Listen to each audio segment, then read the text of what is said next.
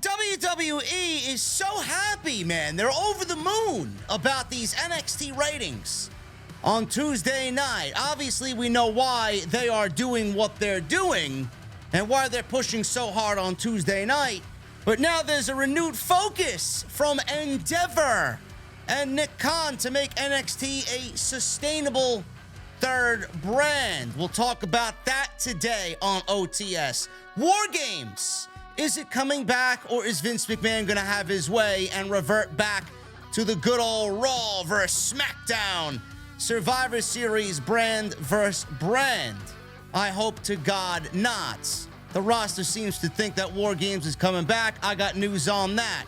Kenny Omega and All In. What is he doing at AEW's biggest show of the year?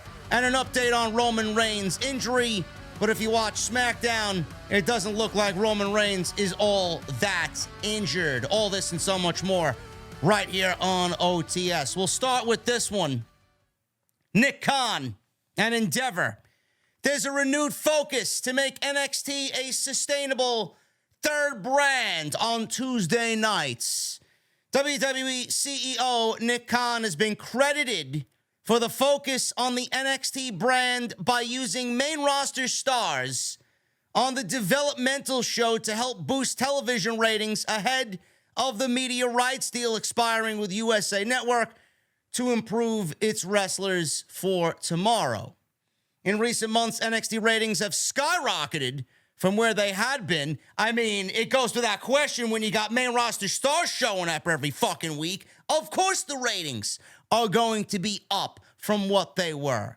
Skyrocketed from where they had been, drawing some of its best numbers in years thanks to appearances from Rey Mysterio, Seth Rollins, and the Judgment Day, seemingly every single week, with the Judgment Day on Monday, on Tuesday, on Friday, so on and so forth. They kind of reeled that back a little bit as of late, but they are still a major presence on Monday, which is their home base, and then on Tuesday, they are still a major presence on Tuesday night. Ahead of the official acquisition of the Endeavor Group next month, with the plan to merge WWE and UFC into a new company, Endeavor has reportedly bought into the vision of Khan for NXT. But I thought they didn't have anything to do with the creative aspect, that it was all Vince McMahon's toy playground. Now they're giving advice to Nick Khan on what to do with NXT, their developmental show. In the latest edition of the Wrestling Observer newsletter, Dave Meltzer reported that there is a renewed focus from Endeavor, as well as Nick Khan, on making NXT what was termed a sustainable third brand. The new goal is to return to NXT holding shows outside of Florida in 2,000-seat arenas for TV events. There is still no timeline for this to happen. You know I talked about this story not too long ago, and this story pisses me the fuck off. It does. Now there's a renewed focus to make NXT a sustainable third brand. Nick Khan is the CEO of WWE. Vince McMahon's the head of the board of directors for the WWE side. Why don't we ask Vince McMahon and Bruce Pritchard and John Laurinaitis? Call him up. See where he's at, that piece of shit scumbag. Why don't we ask all three of these fucking geeks what they did to NXT, why they did what they did to NXT? You do realize that before Vince McMahon and company killed NXT, that it was a sustainable third brand. I'm sorry. Does anybody want to raise their hand and tell me that I'm wrong? No. Now, this is not WWE changing the brand for the better. This is not making improvements to the roster. This is not starting fresh. This is none of those things. This is not a necessary change. NXT didn't need to be changed. What WWE wants you to believe is that the old guard, the way that they were doing things, wasn't going to continue to work under that model. Then they also wanted to blame the pandemic. I mean, if the pandemic killed NXT, then it should have killed everything else that didn't perform in front of a live fucking audience. Give me a break. I'm not blaming fucking COVID or the pandemic for killing NXT. The one thing that did kill NXT was Vince McMahon Bruce Pritchard, John Laurinaitis, and Nick Khan, who walked down there as well to scout what was going on down there. And then all of a sudden, like fucking Harry Potter, we got 2.0, and we were all left asking, what the fuck are we watching? I remember like it was yesterday, man. That first episode of 2.0 was absolutely horrendous. I was shell-shocked to see what we seen on Tuesday night. Nobody could have believed it. Nobody thought it was going to be as bad as it was, and it was. It was a sustainable third brand. Now he wants to make it into a sustainable third brand by developing from within while also using main roster stars. You see, Triple H didn't need to use main roster stars. He went out and got his own stars and created the stars of tomorrow from the independent scene. The independent scene is highly regarded as the wave of the next generation. They are the future. WWE and the Performance Center is not the only fucking place in North America churning out tomorrow's talent. They're not.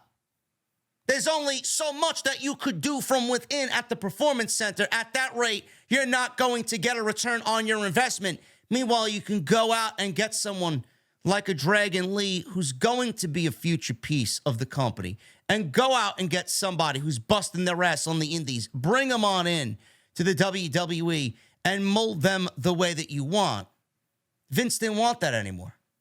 Vince didn't want that anymore. And what he did was wanted WWE to create from within, kill everything that Triple H did, all the methods and all the ideologies and everything else that Triple H did was wrong.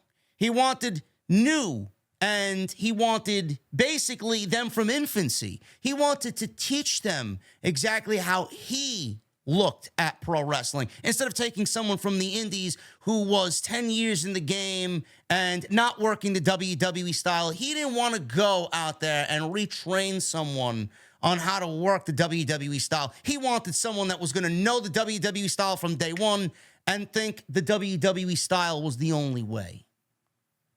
Triple H and what he was doing with Black and Gold is something that a lot of people thought was the best pro wrestling in North America. They were stealing thunder away from the main roster. Every single takeover that there was continued to gain steam, and people were comparing it to the main roster. Why isn't this being done on the main roster? Why is Triple H doing what should be done on the main roster? You don't think that the old heads on the main roster got caught of or got wind and caught what was being said online about what Triple H was doing? Of course they wanted to kill it, because they didn't want to be shown up. It was a sustainable third brand. What Triple H did was making it into a third brand. Triple H went from saying that this was a legitimate third brand to basically himself being forced to say it was a developmental territory, when for years he was trying to make it a viable third brand to a point at which it was, because it was at Survivor Series and it was a third brand. They were focused on for being a third brand at the Survivor Series. Does anybody remember that? Because I certainly do. I have remembrance of Keith Lee and Roman Reigns in the ring versus each other for Raw versus SmackDown versus NXT in that men's match. It was a third brand. They killed it because Triple H was gaining too much power and too much momentum. They didn't want that. They wanted to kill everything he created and make sure what he was doing failed. That's why they did what they did. Now they want to make it a sustainable third brand. Meanwhile, they had it right in their grasp. Right in their grasp. I hate stories like this. I do.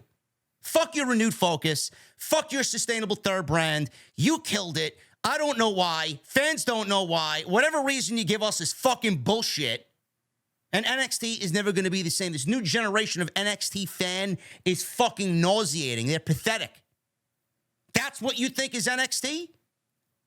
Not saying that the roster is untalented. They got some talented fucking people down there.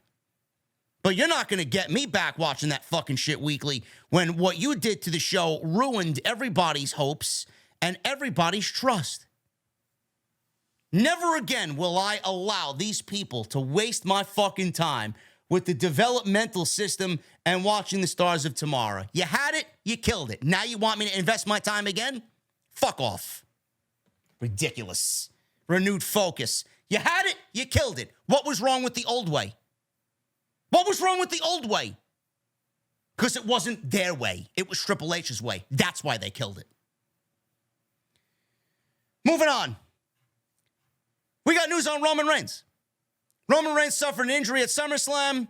I don't even know if this is news anymore. Don't know why I'm even reporting on this, but it was in the news. In the latest edition of the Wrestling Observer newsletter, Dave Meltzer reported that Roman Reigns suffered either a hip or back injury from a over-the-top rope dive by Jey Uso about 5 minutes into the main event match.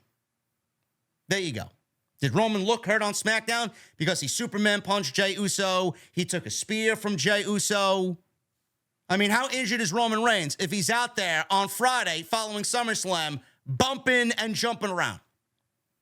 Maybe it was all bullshit, or maybe he recovered miraculously very quickly. It's unclear whether this injury will impact his plans for future PLEs, including Payback next month. Obviously, Roman Reigns, will he be defending the title at the pay-per-view? Nobody knows. He will be making some rounds of TV, but right now he's not advertised for Payback. He's not advertised for Fastlane, so we don't know when his next title defense is going to be. But seeing how things played out on Friday night, maybe he will be working the Payback pay-per-view, and right now we don't know because there's no advertisement or no direction with the bloodline. But Roman Reigns, the injury, everybody blew it out of proportion. Oh, Roman Reigns should relinquish the title on social media, says the geeks. Roman Reigns ain't going nowhere. Was he hurt? He was probably banged up after the match because it's a wrestling match and he's a pro wrestler. Was he injured enough to relinquish the title or miss TV dates? Clearly not. He ain't going anywhere, and the injury, you won't even realize it because by the time he gets in the ring again to defend the title, it'll be 100%. Rumored plans for Kenny Omega at All In. Now, the All In card is slowly starting to take shape. Thank you, TK. Sunday, August 27th, Wembley Stadium. I will be there in attendance. We'll be having a meet and greet. When and where, to be determined. The top matches include MJF and Adam Cole for the AEW World Championship. Dax and Cash, FTR, will defend the AEW Tag Team titles against the Young Bucks. Matt Jackson, Nick Jackson. We also have other rumored matches taking place on this show as well. Kenny Omega being one of the rumored matches. In the latest edition of the Wrestling Observer newsletter, Dave Meltzer reported that it looks like AEW is building towards Omega versus Konosuke Takeshita at All Out a week later. So what is Omega doing at All In? Now, the rumor was it was supposed to be Bryan Danielson and Kenny Omega at All In. Bryan broke his arm in the match with Okada at Forbidden Door, so that went out the window. And now AEW is scrambling for plans. So the rumored match right now is Omega, Kota Ibushi, and Adam Page versus Jay White, Juice Robinson, and Konosuke Takeshita. So Tony Khan and AEW are looking to tie up 6 years of story with the Bullet Club. Obviously, Omega and Jay White have history there. Jay White, I believe, correct me if I'm wrong, I don't watch New Japan, but Jay White took over the leadership of the Bullet Club from Kenny Omega, and Kota Ibushi is his best friend, so he's going to enlist his best friend, and Adam Page, who he is a former tag team champion with in AEW, to go against Jay White and Juice Robinson right now of the new Bullet Club. So it's two former leaders going at it, and then Konosuke Takeshita, they'll tie that in. Something will happen at All In, which gives us Omega and Takeshita at All Out. So that is, listen, I have no problem with that match. I mean, you give me that match, I'm going to be happier than a pig in shit. I mean, there's no reason why that match shouldn't be a 5-star banger. But I get why people are upset. Things are coming together last minute. You would think that things would be a little bit more organized and a little bit more, oh my God, dream match here, dream match there, tying up loose ends here, tying up this storyline there, tying up this storyline here. Meanwhile, Tony Khan is kind of getting this show together in the last 2 to 3 weeks, and everything is starting to feel a little rushed. MJF and Adam Cole, that's the biggest storyline that AEW has right now. Darby teaming with Sting against Swerve and AR Fox. We got that going on. Bucks versus FTR, we got that going on. There is story. But everything else seems to be kind of thrown on the card for the sake of being thrown on the card. And I can understand why people would be slightly disappointed with the biggest show ever in the United Kingdom and AEW's biggest show ever, you would think that it would be a little bit more focused and a little bit more organized. So if you're one of those people, I totally get your criticism because I'm right there alongside with you. I mean, this is supposed to be their WrestleMania. Show me. Instead, you're doing exactly what WWE does, going into a Vince McMahon-led WrestleMania, and you start booking fucking matches 3-4 weeks out with literally nothing behind them. I can understand why people are upset. You should not be upset with this match, though. There is story there. They will probably tell it in a video package, but, I mean, look at the talent involved in that match. I mean, why would anybody complain about that? I mean, that should be one of the best matches, if not the best match of the entire night. I will be okay with that, but I expected a little bit more from All In. And War Games. WWE has not announced War Games for Survivor Series. Last year, they did. Triple H announced it right out of the gate. War Games is coming back. You knew he was in charge by some of the things that he did. You just felt it. You seen it. War Games should have been a staple on the WWE main roster for years. Triple H used it on NXT Black and Gold for several years in a row. Last year's War Games told the Bloodline versus, KO and his squad. Sami Zayn was the honorary Uce. It was one of the biggest tests for Sami Zayn against his best friend, Kevin Owens. Then we had the ladies as well, Bianca Belair, Alexa Bliss, Asuka, Mia Yim, and Becky Lynch against Team Damage Control, Bayley, Dakota, Io, Nikki Cross, and Rhea Ripley. War Games then returned for the Bloodline, like I said. So we had a men's and a ladies' War Games. The 2023 edition of the Survivor Series is scheduled to take place on Saturday, November 25th at the Allstate Arena in Chicago, Illinois. There is no word, though, on if War Games will return for this show. But Dave Meltzer of The Observer has reported that the talent are under the impression the double steel cage match will be booked for Survivor Series. He says, and I quote, "Don't know, but do know the talent thinks so," end quote. Another option for WWE would be to revive the traditional 5-on-5 Survivor Series matches. Nobody gives a shit about that. It's a dead concept. It does work, but I don't think anybody's going to be really paying and itching to go into Chicago to fly in for Survivor Series to see regular 5-on-5 tag team matches. Or the Raw vs. SmackDown deal where it's brand versus brand. Then you'll really know who's in charge of WWE Creative, because we, at that point, will be going backwards, and nobody wants to go backwards. Vince wants to go backwards. Meanwhile, Triple H wants to go forward with War Games. I do think War Games is going to take place. It only makes sense. Judgment Day's all over the place.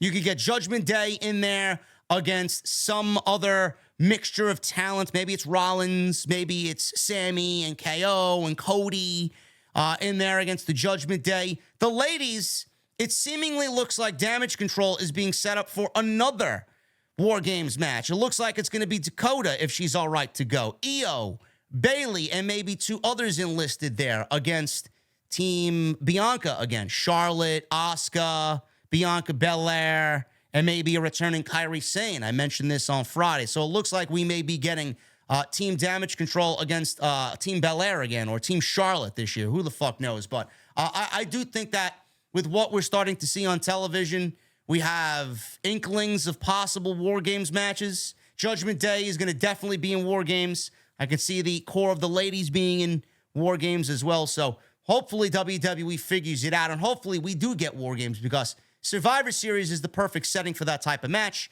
And like I said, I do not want to go backwards creatively. I do not, as a fan, want to see WWE go backwards as a brand creatively. And I don't want to see the old school, like Survivor Series theme, 5-on-5, Raw vs. SmackDown. That shit is so passe. It's very Vince.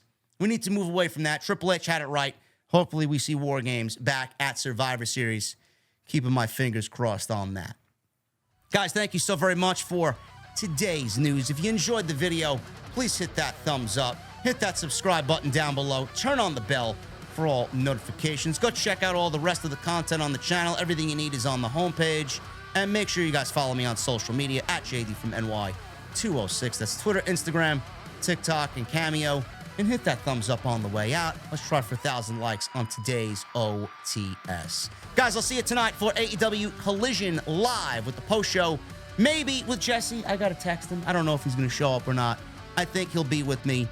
So I'll be live regardless after AEW Collision. Big night, House of Black versus CMFTR for the AEW Trios Championships. Quite interesting there. We could be getting some subtle teases about them winning the titles and maybe getting the Elite versus CMFTR after all. So join me live after Collision. We'll talk about it right here on OTS. I'll see you guys later.